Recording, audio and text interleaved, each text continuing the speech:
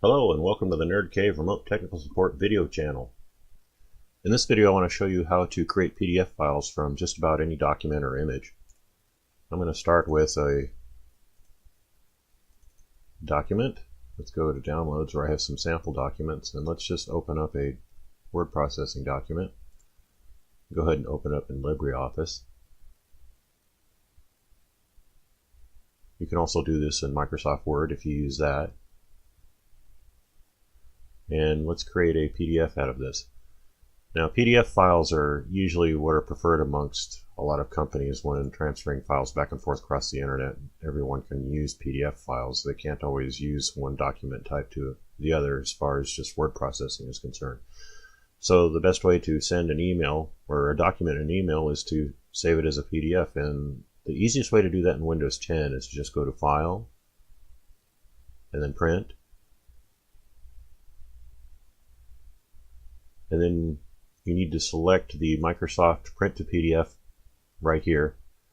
And let's go into Properties and see if there's anything. Okay, good, it's Portrait. That's what we want, because you can also print it Landscape, but we want Portrait. Advanced features, there's really nothing other than you can change the type of paper you want to use. Now that that's all set, we'll just go ahead and print this. Now it brings up a file dialog, so you gotta find a place where you want to keep this. I'm just going to put it under Documents, and we're just going to call it Test PDF and save it. And it's going to print a 6-page document to Test PDF. Now if we go to Documents here, here's our test file. I'll go ahead and open that up.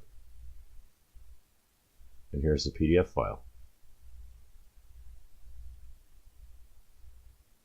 So that's an easy way to save documents as PDF. You just print them to the PDF printer in your print dialog.